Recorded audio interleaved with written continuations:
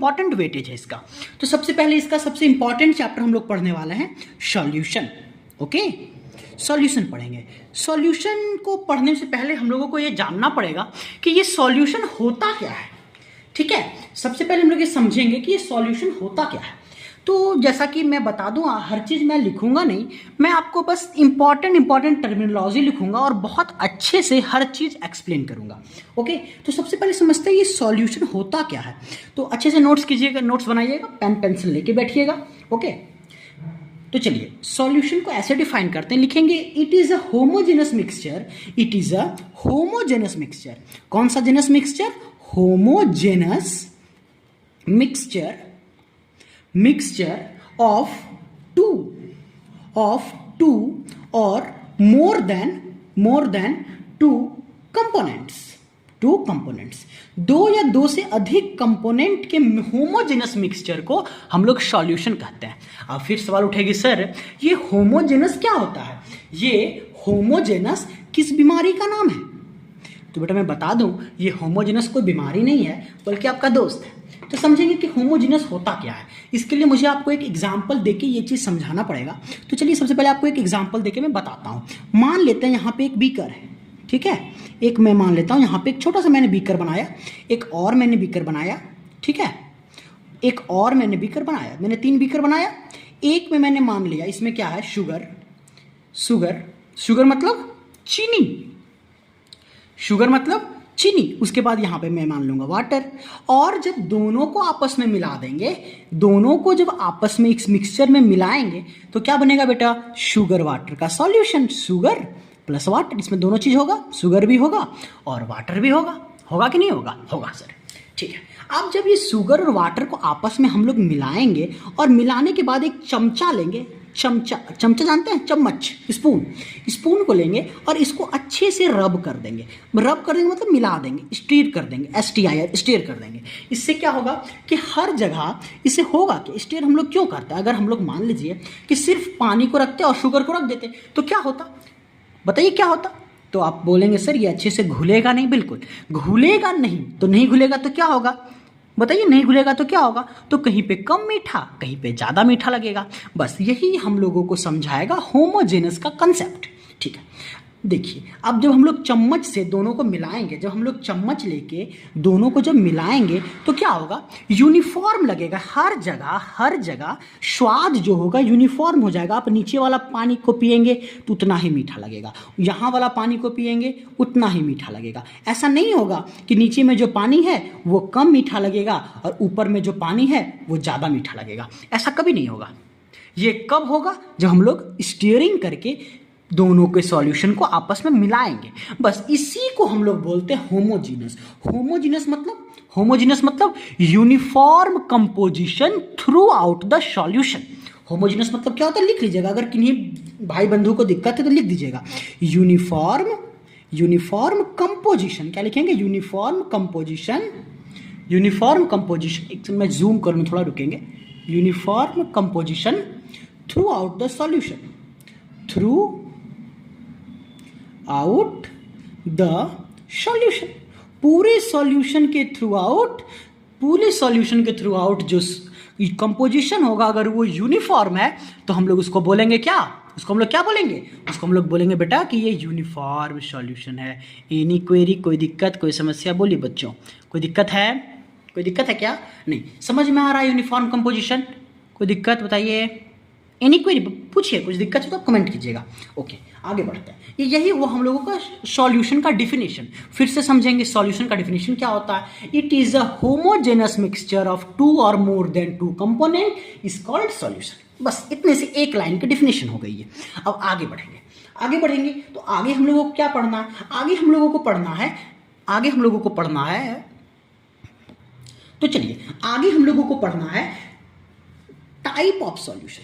Confuse मत कीजिएगा, बस मेरी आपसे इतनी ही विनती रहेगी कि कंफ्यूज मत कीजिएगा। Type of solution. अब टाइप ऑफ सॉल्यूशन होता क्या है? टाइप ऑफ सॉल्यूशन का मतलब होता है कितने तरह के सॉल्यूशन होते हैं। अब बोलेंगे सर नींबू पानी, चीनी पानी, ये सब तरह का सॉल्यूशन का नहीं बेटा, इस तरह नहीं हम लोग समझेंगे। हम लोग जो पढ़ते हैं वो अलग तरीके से समझेंगे। मान लेते हैं एक कंटेनर है, इसमें मैंने वाटर मिलाया, शुगर मिलाया। एक कंटेनर है, इसमें हमने वाटर मिलाया, शुगर मिलाया, मिल्क मिलाया। एक और कंटेनर है, इसमें हम लोग वाटर मिलाए, शुगर मिलाए, मिल्क मिलाए और लेमन मिलाए। एक और सॉल्यूशन है, इसमें हम लोग स्ट्रिंग मिलाए, माजा मिलाए, थम्स अप मिलाए, 7 अप मिलाए और क्या मिलाए, और आप सबों का फेवरेट रेड बुल भी मिला दिए भाई, चलो बहुत एनर्जी आएगी इससे, सब कुछ मिला दिए। अब जब ये सब मिला दिए तो देखिए अब सब में कुछ कुछ अंतर होगा, आप समझने का कोशिश कीजिएगा। हर में कुछ ना कुछ अंतर होगा। इसमें क्या अंतर है, इसमें 2 कंपोनेंट है, इसमें 3 कंपोनेंट है, इसमें 4 कंपोनेंट है, इसमें 5 कंपोनेंट है। समझ में आ रहा है? हाँ, तो हम लोगों को यही चीज देखना है, type of solution on the basis of component. Component के बेसिस पे सॉल्यूशन का टाइप, ओके, कंपोनेंट के बेसिस पे सॉल्यूशन का टाइप। तो ये लिखेंगे type of solution on the basis of what, component. Component के बेसिस पे सॉल्यूशन का टाइप। ठीक है, एक छोटा सा लाइन बनाएंगे, लाइन डायग्राम क्या बोलेंगे, बस इसे बनाएंगे, थोड़ा सा, बहुत छोटा सा चीज है, इसे बनाते हैं तो आपको सब समझ में आ जाएगा। चलिए सबसे पहले यहां समझेंगे, यहां हम लोग लिखेंगे इस साइड में, लेफ्ट हैंड साइड में, नंबर ऑफ कंपोनेंट। हर चीज अच्छा सा विजिबल है ना, कोई दिक्कत नहीं होना चाहिए बेटा। नंबर ऑफ कंपोनेंट, ओके, यहां लिखेंगे नंबर ऑफ कंपोनेंट, ओके। चलिए नंबर ऑफ कंपोनेंट यहां लिखेंगे और यहां पे लिखेंगे type of solution, number of component और टाइप ऑफ सॉल्यूशन। ठीक है, अब मान लेते हैं कि नंबर ऑफ कंपोनेंट 2 हो गया। नंबर ऑफ कंपोनेंट कितना हो गया, 2। जब नंबर ऑफ कंपोनेंट 2, यानी ये वाला केस जब 2 हो जाएगा तो इसको बोलेंगे बाइनरी सॉल्यूशन। क्या बोलेंगे, बाइनरी सॉल्यूशन। SOL पे पावर n को हम लोग सॉल्यूशन लिखते हैं, ये चीज बेसिक है, आपको पता होना चाहिए। अगर नंबर ऑफ कंपोनेंट 3 हो गया तो इसको बोलेंगे टर्नरी सॉल्यूशन। क्या बोलेंगे बेटा, टर्नरी सॉल्यूशन। कोई दिक्कत है? नंबर ऑफ कंपोनेंट अगर 4 हो गया तो इसको बोलेंगे क्वैटरनरी सॉल्यूशन। क्या बोलेंगे इसको, क्वैटरनरी सॉल्यूशन। अब आप लोग सोचेंगे सर ये सब क्यों पढ़ा रहे हैं, तो बेटा मैं आपको बता दूं, ये वाला जो क्वेश्चन है एग्जाम में पूछा जा चुका है। If the number of component is 3 then which type of solution is, MCQ में, और ऑप्शन में 3-4 ऑप्शन रहेंगे, तो आपको ये पता होना चाहिए। इसलिए मैं फालतू की कोई भी चीज इसमें नहीं पढ़ाऊंगा। इस बैच में आपको सिर्फ काम का ही कंटेंट मिलेगा, ओके। चलिए आगे बढ़ते हैं। इतना दूर तक कोई क्वेरी, कोई समस्या नहीं? समस्या है, ठीक है, आगे बढ़ेंगे हम लोग। चलिए आगे बढ़े। चलिए दोस्तों अब समझते हैं अब नेक्स्ट चीज को। अब फिर से एक मैं डायग्राम बना के आपको समझाता हूं। मैं मानता हूं कि डायग्राम अगर मैं बनाऊंगा तो आपको अच्छे से चीजें समझ में आएगी। मान लेता हूं ये एक कंटेनर है, ये क्या है, एक कंटेनर, बहुत खराब बना है लेकिन मानना पड़ेगा ये कंटेनर है। एक और ये कंटेनर है, एक और ये कंटेनर है, ठीक है, एक और ये कंटेनर, 3 कंटेनर है, ठीक है। उसके पहले मैं आपसे एक चीज जानना चाहूंगा कि क्या आपने NCERT की बुक पढ़ी है? पढ़ा होगा तो आप लोगों को कुछ कुछ टर्म देखने को मिला होगा, जैसे सॉल्वेंट, जैसे सॉल्यूट, ये सब वर्ड देखने को मिले हैं आपको? ये सब वर्ड देखने को मिले हैं क्या? अगर मिले हैं तो अभी मैं इसी सब वर्ड के बारे में बताने जा रहा हूं, ठीक है। मान लेता हूं इसमें कि इसमें एक कंपोनेंट है वाटर और इसमें एक कंपोनेंट है शुगर। इसमें वाटर है, इसमें शुगर है, और जब दोनों को आपस में कंबाइन करेंगे, तो एक सॉल्यूशन बनेगा। क्या बनेगा? एक सॉल्यूशन। उस सॉल्यूशन को क्या नाम देंगे? Sugar water solution. चीनी पानी घोल, शुगर वाटर सॉल्यूशन बोलेंगे बेटा इसको, बोलेंगे, बताइए बोलेंगे कि नहीं बोलेंगे? बोलेंगे सर, ठीक है। अब इसमें बात आती है कि ये सॉल्वेंट और ये सॉल्यूट क्या चीज है? ये क्या चीज है भाई? ये सॉल्वेंट और सॉल्यूट क्या चीज है? तो चलिए सबसे पहले मैं आपको डेफिनेशन बताऊंगा, फिर आपको हर कुछ समझाऊंगा, ओके। चलिए ठीक, बढ़िया। पहले डिफिनेशन समझते हैं। सॉल्वेंट का डिफिनेशन क्या होता है? मैं लिखना शुरू करता हूं, यहां से एटलीस्ट मैं देख लेता हूं। हाँ ठीक है, दिख रहा है बेटा, लिखिएगा। दोज कंपोनेंट, मैं आराम से लिखूंगा, अब भी आराम से लिखिएगा। Those component in the solution whose physical state is same as the resulting solution is called is called what, is called water. आप समझिएगा मैंने क्या डिफिनेशन लिखा, आप लोग को विजिबल है ना भाई, कोई दिक्कत तो नहीं है ना, अच्छे से देख लीजिएगा, कोई दिक्कत है, ठीक है, समझ में आ रहा है, हर चीज दिख रहा है, क्लियर, हाँ ठीक। देखते हैं, मैंने लिखा कि दोज कंपोनेंट, वैसा कंपोनेंट सॉल्यूशन में जिसका फिजिकल स्टेट यानी उसका जो नेचर है बाहर से, मतलब इसको फिजिकल स्टेट का मतलब समझिएगा जो बाहर से आप देख सकें, physical state is just same as the resulting solution, यानी जो इस सॉल्यूशन का फिजिकल स्टेट होगा, अगर वही फिजिकल स्टेट दोनों में से जिसका होगा उसी को हम लोग बोलेंगे, क्या बोलेंगे उसको, उसी को हम लोग बोलेंगे सॉल्वेंट। उसी को हम लोग क्या बोलेंगे बेटा, सॉल्वेंट। उसी को हम लोग क्या बोलेंगे बेटा, सॉल्वेंट। कोई दिक्कत है क्या, कोई समस्या इतने दूर तक, इतना दूर तक कोई समस्या होगा तो प्लीज बताइएगा, कोई समस्या है इतना दूर तक, बताइए, कोई क्वेरी, कोई दिक्कत बताइए, कुछ भी प्रॉब्लम नहीं होना चाहिए, ठीक है। अब बात करेंगे सर ये सॉल्वेंट तो समझ में उतना अच्छे से नहीं आया, तो इसके लिए क्या कर सकते हैं हम लोग, तो बहुत कुछ नहीं करेंगे, बस बातों को समझिएगा, मेरी बातों को समझिएगा। मान लेते हैं कि शुगर है, ये वाटर है, वाटर का फिजिकल स्टेट क्या है, ये किस स्टेट में यहाँ पे पाया जा रहा है, लिक्विड स्टेट में, ये किस स्टेट में है, लिक्विड स्टेट में, ये किस स्टेट में है, सॉलिड स्टेट में, ये किस स्टेट में होगा, ये भी लिक्विड स्टेट में। तो देखिए इसका फिजिकल स्टेट लिक्विड है, इसका भी फिजिकल स्टेट लिक्विड है, दोनों का फिजिकल स्टेट लिक्विड है बेटा, बोलिए, दोनों का फिजिकल स्टेट लिक्विड है, बोलिए, दोनों का फिजिकल स्टेट लिक्विड है, यस और नो बोलेंगे, लिक्विड है ना भाई, ठीक है। चलिए बेटा, तो वह बस मैं यही बता रहा था कि ये जो है, ये वाटर जो है इसका फिजिकल स्टेट लिक्विड है, शुगर का फिजिकल स्टेट सॉलिड है, इसका लिक्विड है। तो देखिए शुगर का, वाटर का और सॉल्यूशन का दोनों का फिजिकल स्टेट सेम है, इससे यह पता चलता है कि ये क्या है, ये सॉल्वेंट है, ये क्या है, सॉल्वेंट है। और जब एक सॉल्वेंट है, एक सॉल्यूशन में क्या ही रहेगा, एक सॉल्यूशन में सिर्फ सॉल्वेंट रहेंगे और सॉल्यूट रहेंगे। तो अगर एक चीज मुझे पता चल गया कि ये सॉल्वेंट है, तो दूसरा चीज अपने आप सॉल्यूट हो जाएगा। इस सॉल्यूशन की बात करें तो इसमें सॉल्वेंट पता चल गया वाटर है, और तो दूसरा चीज क्या है, शुगर, ये क्या हो गया, सॉल्यूट हो गया। कोई दिक्कत है क्या, एनीबॉडी, डेड बॉडी भी बताएंगे, कोई दिक्कत है क्या, नहीं, किसी को कोई दिक्कत नहीं है, ठीक है बेटा। चलिए अब आगे देखते हैं, आगे हमें क्या देखना है, आगे देखना है कि ये जो डिफिनेशन है, ये डिफिनेशन पूरा सही नहीं है, इसमें कुछ क्या है, एरर है, इसमें क्या कुछ है, एरर, इसमें कुछ एरर है, एरर क्या है इसमें, ये देखेंगे।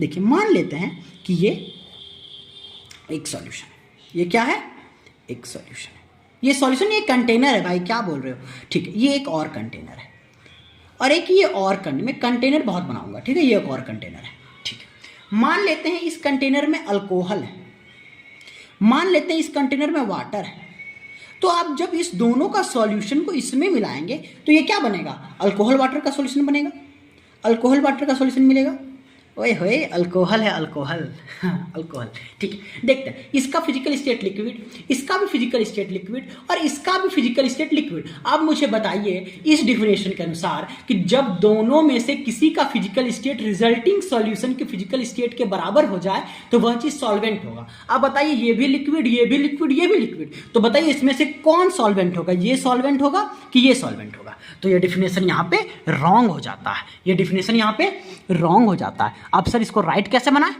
सर इसको राइट कैसे बनाए, हाँ तो इसको राइट बनाएंगे बेटा, मैं ही बनाऊंगा इसे राइट। तो कैसे बनाएंगे सर इसे आप राइट, तो देखिए सबसे पहले समझेंगे कि ये डिफिनेशन गलत क्यों होगा। तो गलत क्यों होगा समझ में आ गया कि हम लोग जब दो सिमिलर टाइप के सॉल्वेंट को मिलाते हैं और अगर रिजल्टिंग सॉल्यूशन भी सिमिलर हो जाता है तब ये क्लासिफाई करना बहुत मुश्किल हो जाएगा कि कौन सा सॉल्वेंट है और कौन सा सॉल्यूट है। तो इसके लिए हमें किसी और डिफिनेशन की जरूरत पड़ेगी। तो चलिए नोट्स बनाएंगे और लिखना शुरू करेंगे, स्टार्ट राइटिंग। लिखिए in case of both component, in case of both component have लिखेंगे आराम से बेटा, have same the physical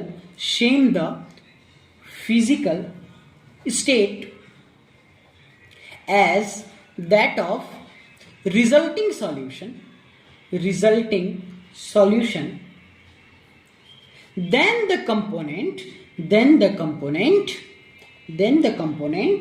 which is, आप समझिएगा बेटा अच्छे से, which is excess which is excess in quantity, excess in quantity, which is excess in quantity is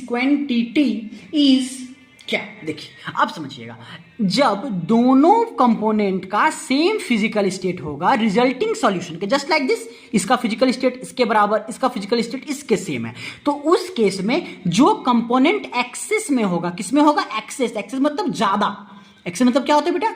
ज्यादा, जो कंपोनेंट ज्यादा होगा वही आपका सॉल्वेंट होगा, और जब एक सॉल्वेंट होगा तो अदर अपने आप सॉल्यूट हो जाएगा।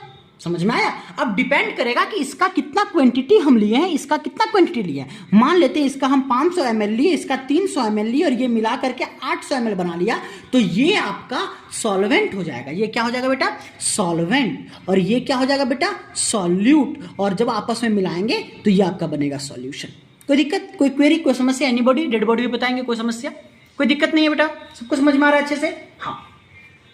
एक और मैं आपको डेफिनेशन बताऊंगा जो पूरे चीज को जनरलाइज कर देगा। एक जनरलाइज इक्वेशन है जो हर चीज को, मतलब वो चीज अगर मैं बता दूंगा तो फिर आपको दिक्कत नहीं आएगी किसी में भी। बस एक लाइन में लिखूंगा, उससे आपको सब समझ में आ जाएगा। लिखिएगा, वेरी वेरी इंपॉर्टेंट, इन्फिनिटी पे power, very very important power infinity, यानी बहुत इंपॉर्टेंट है। और इसे मैं नाम दूंगा एसके कंसेप्ट, इसे मैं बोलूंगा एसके कंसेप्ट, एसके कंसेप्ट 1। मैं आपको टोटल इसमें कंसेप्ट्स बताऊंगा। ये है आपका एसके कंसेप्ट 1, ठीक है? एसके कंसेप्ट 1, ओके। तो पहला कंसेप्ट बोलता है आपका, सबसे इंपॉर्टेंट कंसेप्ट यही है। इसका कंसेप्ट ये बताता है कि इफ वन कंपोनेंट, अगर एक कंपोनेंट वाटर है, अगर एक कंपोनेंट वाटर है तो वाटर ही आपका सॉल्वेंट हो जाएगा। ये कंसेप्ट याद रखेंगे। ये सब चीज बुक में आपको देखने को बहुत कम ही मिलेगी, अगर मिलेगी भी तो आप इतनी इंपॉर्टेंट तरीके से इसे नहीं देखेंगे, लेकिन इसको देखना जरूरी है। अगर एक कंपोनेंट वाटर है तो दूसरा वो कंपोनेंट ही सॉल्वेंट होगा, वाटर ही सॉल्वेंट होगा, और अदर आपका सॉल्यूशन हो जाएगा। कोई दिक्कत है बताइए? Any query, any body, dead body भी बताएंगे, कोई दिक्कत है क्या? कोई दिक्कत है बताइए बेटा? एनी क्वेरी, कोई समस्या? चलिए बेटा, समझ में आया एसके कंसेप्ट नंबर 1 कि अगर एक कंपोनेंट वाटर होगा तो वही कंपोनेंट आपका सॉल्वेंट बन जाएगा। एनी क्वेरी, एनी समस्या, कोई दिक्कत किसी भी बॉडी को बताइए? कोई बॉडी को कोई दिक्कत है क्या? बॉडी नहीं, कोई बॉडी को दिक्कत नहीं है, ठीक है। तो ये आपका हो गया एक टॉपिक खत्म। एक टॉपिक में इतना ही था, सॉल्वेंट, सॉलिड, सॉल्यूशन, मैंने सब पढ़ा दिया। अब बात करेंगे अगले टॉपिक पे, तो चलिए शुरू करते हैं अगला टॉपिक। तो नेक्स्ट टॉपिक है आपका, अच्छे से सुनिएगा, नेक्स्ट टॉपिक बहुत इंपॉर्टेंट है, बहुत बहुत बहुत ज़्यादा इंपॉर्टेंट है, ठीक है? टॉपिक अच्छे से समझिएगा। वीडियो देखने में कोई दिक्कत आ रही है क्या? किसी तरह का कोई समस्या होगा तो प्लीज़ बोलिएगा, ठीक है? देखते हैं, लिखेंगे नेक्स्ट टॉपिक। लिखिएगा टाइप ऑफ सॉल्यूशन, लिखिएगा अच्छे से बेटा, type of solution, type of solution on the basis of, on the basis of, किसके बेसिस पे? On the basis of physical state. Physical state के बेसिस पे हम लोग सॉल्यूशन के टाइप को समझेंगे कि फिजिकल स्टेट के बेसिस पे कौन सा सॉल्यूशन कैसा है, ये चीज हम लोग को जानना है, ओके? ये चीज हम लोग को जानना है। समझ में आ रहा है? कोई दिक्कत नहीं ना बेटा? लाइटिंग इशू नहीं हो रहा है ना? ठीक है, अच्छे से समझिए। चलिए अब बात करेंगे कितने तरह के सॉल्यूशन होंगे। तो पहला सॉल्यूशन आपका हो जाएगा सॉलिड सॉल्यूशन। पहला क्या होगा बेटा? Solid solution. दूसरा सॉल्यूशन क्या होगा बेटा? Liquid solution. तीसरा सॉल्यूशन क्या होगा बेटा? बताइए बताइए बताइए, आप बता सकते हैं, बोलिए बोलिए, मन पक्का बोल रहा है गैस बोलने का ना? हाँ, गैस सॉल्यूशन। तीसरा होगा मेरा गैसियस सॉल्यूशन, ठीक है? Gaseous solution. कोई दिक्कत है? नहीं। पहला सॉलिड सॉल्यूशन, दूसरा लिक्विड सॉल्यूशन, और तीसरा गैसियस सॉल्यूशन। अब समझेंगे कि तीनों होता क्या है, ये तीनों होता क्या? ये सॉलिड सॉल्यूशन किस बला का नाम है? ये सॉलिड सॉल्यूशन किस बला का नाम है? तो याद रखिएगा, सॉल्यूशन, सॉलिड सॉल्यूशन किसे बोलते हैं समझिएगा। If the physical state of solvent is solid and physical state of solute may be solid, liquid और gas, then the solution is said as solid solution. मैंने बहुत अच्छे से बोला, आप चाहे तो इसे लिख सकते हैं, आप आराम से लिखिएगा। फिलहाल मैं अभी बनाने जा रहा हूं एक छोटा सा पेड़ मतलब ट्री डायग्राम, इसको हम लोग बोलते हैं एरो डायग्राम या ट्री डायग्राम, समझिएगा। ये पहला पेड़ हमने दिखाया यहाँ पे, यहाँ दिखाऊंगा मैं फिजिकल स्टेट किसका बेटा? किसका दिखाऊंगा? सॉल्यूट का। यहाँ पे मैं दिखाऊंगा आपको फिजिकल स्टेट किसका बेटा? सॉल्वेंट का। यहाँ मैं आपको दिखाऊंगा क्या बेटा? एग्जाम्पल्स, कुछ एग्जाम्पल्स, आप समझेंगे। देखिए, मान लेते हैं, अगर नहीं समझ में आ रहा है तो अभी दिक्कत मत कीजिएगा, घबराइएगा मत, अभी आपको सब समझा के ही घर भेजेंगे आपके, ठीक है? देखिएगा, मान लेते हैं कि फिजिकल स्टेट सॉल्यूट का सॉलिड है और अभी मैंने बताया कि अगर सॉलिड सॉल्यूशन है तो सॉलिड सॉल्यूशन वही होगा जिसका सॉल्वेंट का फिजिकल स्टेट सॉलिड होगा। तो सॉल्यूट भी सॉलिड और सॉल्वेंट भी सॉलिड। ऐसा मानिए कि एक सॉलिड को दूसरे सॉलिड में मिक्स कर रहे हैं, एक सॉलिड को दूसरे सॉलिड में मिक्स कर रहे हैं, तो क्या एग्जांपल बनेगा बताइए। सोचिए कि किस एग्जांपल में एक सॉलिड को दूसरे सॉलिड में मिक्स करते हैं। तो बस बेटा कुछ नहीं कर देना है यहाँ पे एलॉय। एलॉय का नाम सुने हैं, ब्रास, जिंक, ये सब क्या है, एलॉय। कोई दिक्कत, कोई समस्या नहीं, ये समझ में आया ना। हाँ, सॉलिड को जब सॉलिड में मिलाएंगे तो एलॉय बनेगा। ये किसका एग्जांपल है, सॉलिड सॉल्यूशन का, जब सॉल्यूट सॉलिड हो और सॉल्वेंट भी सॉलिड हो तब का ये एग्जांपल है। बात समझेंगे आगे। जब फिजिकल स्टेट सॉलिड का लिक्विड हो तो क्या यहाँ लिक्विड लिखेंगे, नहीं, यहाँ पे सॉलिड ही लिखेंगे क्योंकि हम लोग अल्टीमेट बात कर रहे हैं सॉलिड सॉल्यूशन का। तब लिक्विड में से जब सॉलिड, मतलब जब सॉलिड में से लिक्विड को मिलाएंगे, जब सॉलिड में से लिक्विड को मिलाएंगे, क्यों, क्योंकि ज़्यादा हमारा क्या है, सॉल्वेंट, तो हम लोगों को लिक्विड को सॉलिड में मिलाना पड़ेगा क्योंकि ज़्यादा हमारा सॉल्वेंट है।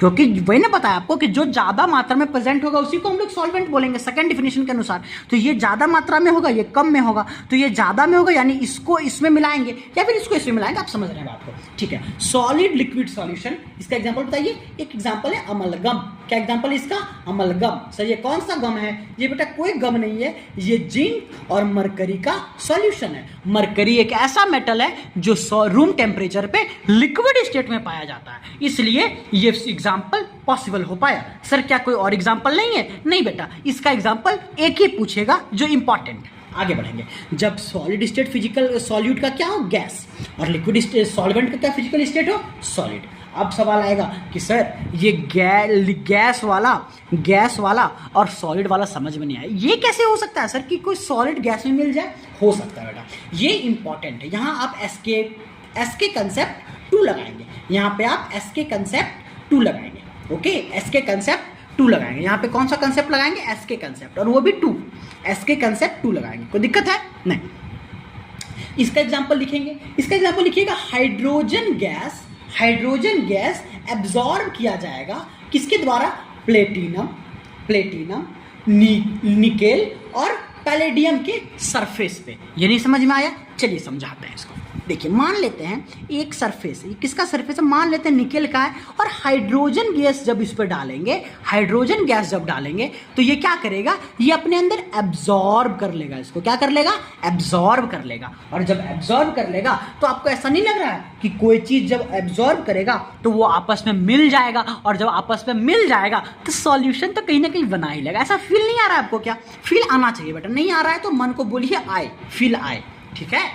आगे समझ में आया कोई चीज़, कोई दिक्कत है, पर मैं बता देता हूँ आपको। जब फिजिकल स्टेट सॉलिड का सॉल्यूट, मतलब जब फिजिकल स्टेट सॉल्यूट का सॉलिड हो, सॉल्वेंट का सॉलिड हो, तो एग्जांपल एलॉय बनेगा। लिक्विड सॉलिड बोले तो अमलगम, गैस सॉलिड बोले तो ये एग्जांपल। तो एग्जाम में सर कैसे क्वेश्चन पूछेगा, तो एग्जाम में पूछेगा give example of solid solution, बोलेगा give example of solid solution, तो बोलेंगे एमलगम। तो हमेशा याद रखेंगे इस चीज को कि हमेशा सॉल्यूट को पहले बोलेगा और सॉल्वेंट को बाद में बोलेगा, सॉल्यूट को पहले बोलेगा, सॉल्वेंट को बाद में बोलेगा। अगर बोले सॉलिड लिक्विड सॉल्यूशन तो आप अभी नहीं बता पाएंगे। क्यों नहीं बता पाएंगे, क्योंकि अभी मैंने आपको लिक्विड सॉल्यूशन नहीं पढ़ाया है। लेकिन अगर आपको यही बोले सॉलिड तो आप बता देंगे, लिक्विड सॉलिड तो आप बता देंगे, गैस सॉलिड तो आप बता देंगे, ओके।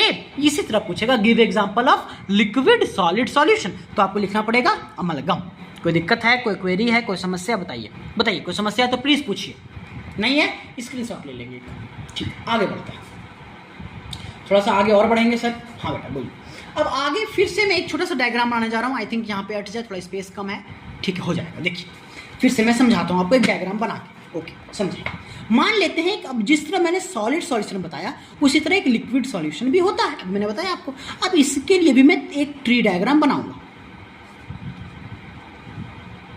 यहां लिखेंगे फिजिकल स्टेट सॉल्यूट का, यहां लिखेंगे फिजिकल स्टेट सॉल्वेंट का, यहाँ फिजिकल स्टेट सॉल्यूट का, यहाँ फिजिकल स्टेट सॉल्वेंट का, और यहाँ पे लिखेंगे एग्जाम्पल। कोई दिक्कत है क्या, नहीं, ठीक है। आगे बढ़ेंगे। अब मान लेंगे सर जिस तरह से सॉलिड स्टेट में हम लोग क्या देखें कि सॉल्वेंट का नेचर हमेशा सॉलिड था, उसी तरह फिजिकल लिक्विड सॉल्यूशन में वही होगा कि सॉल्वेंट का नेचर हमेशा लिक्विड रहेगा। तीनों केस में सॉल्वेंट का नेचर क्या रहेगा? लिक्विड। सॉलिड का नेचर एक बार सॉलिड रहेगा, एक बार लिक्विड रहेगा, एक बार गैस रहेगा। कोई दिक्कत क्या, कोई समस्या क्या, कोई क्वेरी बताइए? कोई क्वेरी नहीं है, ठीक है। अब बोलेंगे सर सॉलिड लिक्विड सॉल्यूशन समझ में नहीं आया, क्या होगा ये? तो ये तो बहुत आसान है बेटा, शुगर वाटर, शुगर वाटर। बोलेंगे sir liquid liquid, alcohol water. बोलेंगे सर गैस लिक्विड। अब देखिए, अब जब बोलिएगा आप गैस लिक्विड तो क्या बोलिएगा? Carbon dioxide in H2O। कोई दिक्कत है बताइए? वाटर में जब हम लोग कार्बन डाइऑक्साइड को मिलाएंगे, वाटर में जब कार्बन डाइऑक्साइड को मिलाएंगे तो क्या क्या ये गैस लिक्विड सॉल्यूशन नहीं होगा? खुद से सोचिए, क्या इसमें कार्बन डाइऑक्साइड की मात्रा को कम रखेंगे और वाटर की मात्रा को ज्यादा रख देंगे? समझ में आ रहा है? ये हो सकता है कि नहीं हो सकता है, बस इतना बताइएगा। इज इट पॉसिबल और not? Yes sir, this is possible. जब ये पॉसिबल होगा तो यही तो है बेटा, यही तो सॉल्यूशन है। चलिए अब मैं पर फिर से आपको शुरू से दिखा देता हूँ बेटा, कहीं आप भूल ना जाए, मुझे यही डर रहती है। तो आप अच्छे से एक बार सब नोट कर लेंगे, अच्छे से। मैं धीरे धीरे पास आउट कर रहा हूँ, अब धीरे धीरे अच्छे से नोट कीजिए। चलिए यहाँ से स्क्रीनशॉट लीजिए,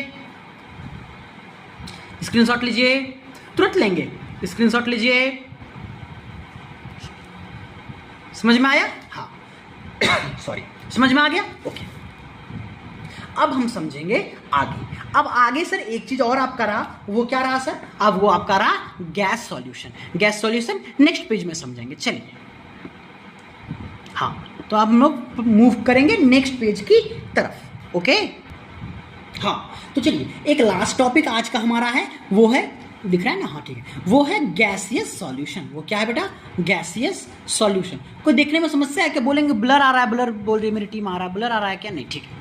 चलिए आगे बढ़ते हैं। Gaseous solution. जब गैसियस सॉल्यूशन की बात करेंगे, स्पेलिंग थोड़ा गलत है, गैसियस सॉल्यूशन, ठीक है। जब गैसियस सॉल्यूशन की बात करेंगे तो इसका मतलब क्या है? यहाँ भी हम लोग एक ट्री डायग्राम बनाएंगे, ट्री डायग्राम बनाएंगे। रुकेंगे, थोड़ा एक्सपोजर मैं कम कर दूँ। हाँ ठीक है, चलिए ट्री डायग्राम जब बनाएंगे तो यहाँ हम लोग लिखेंगे फिजिकल स्टेट ऑफ सॉल्यूट, फिर लिखेंगे फिजिकल स्टेट ऑफ सॉल्वेंट, फिर लिखेंगे एग्जाम्पल्स। कोई दिक्कत है इतना दूर तक? नहीं, अब तो आप एक्सपीरियंस हो गए होंगे आपको। तो बताइए फिजिकल स्टेट सॉल्वेंट का तीनों केस में क्या होगा? सर तीनों केस में गैस होगा। तो सर क्या गैस हो सकता है क्या? एकदम होगा बेटा, एकदम होगा। जहाँ पे सॉलिड रहेगा, जहाँ पे लिक्विड रहेगा, जहाँ पे गैस रहेगा। कोई दिक्कत है? नहीं, कोई दिक्कत नहीं है। नहीं, आगे बढ़ेंगे। आगे क्या बढ़ेंगे सर? ये एग्जाम्पल आपको समझ में आ रहा है क्या? बोलेंगे नो सर, ये एग्जाम्पल एकदम दिमाग में नहीं घुस रहा है। नहीं घुस रहा है, मैं घुसाऊंगा। कैसे घुसाएंगे सर? देखिए इसका एग्जाम्पल कपूर देखें, कपूर, उसको इंग्लिश में क्या बोलते हैं? कैम्फर।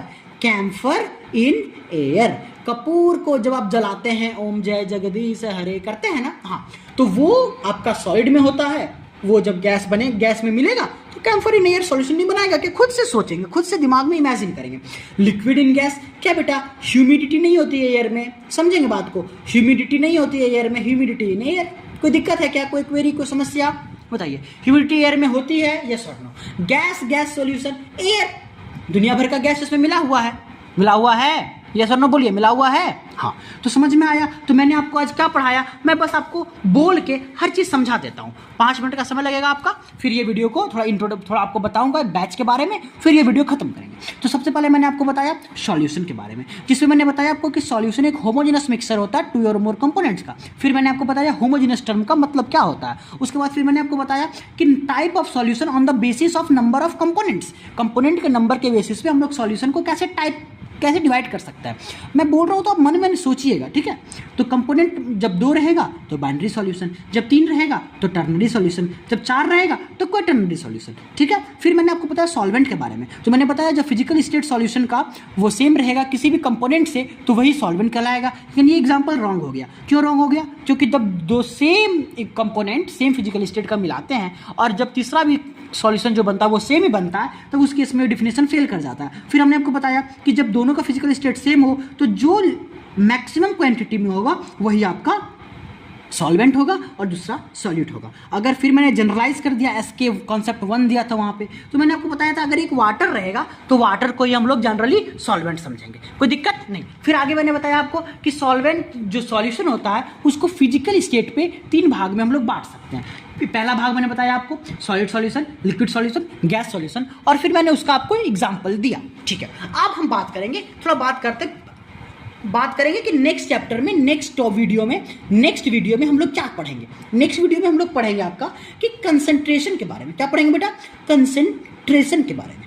कंसंट्रेशन में क्या पढ़ेंगे? यहाँ पढ़ेंगे हम लोग मोलैरिटी, फिर पढ़ेंगे मोलैलिटी, फिर पढ़ेंगे मोल फ्रैक्शन, फिर पढ़ेंगे मास परसेंटेज, फिर पढ़ेंगे वॉल्यूम परसेंटेज, फिर पढ़ेंगे मास बाय वॉल्यूम परसेंटेज, फिर पढ़ेंगे नॉर्मेलिटी, फिर पढ़ेंगे पीपीएम, फिर पढ़ेंगे पीपीबी। इतना कुछ पढ़ना है हम लोग को एक टॉपिक में। हालांकि एक वीडियो में मैं कोशिश करूंगा इसे निपटाने का, अगला वीडियो थोड़ा लंबा बनेगा, लेकिन कोई नहीं, एक वीडियो में मुझे इतना कुछ सब कुछ आपको खत्म करना है अच्छे से समझा के। फिर उसके बाद हम लोग एक इंपॉर्टेंट पढ़ेंगे कॉलीगेटिव प्रॉपर्टी, जो कि बहुत इंपॉर्टेंट है। ये टॉपिक बहुत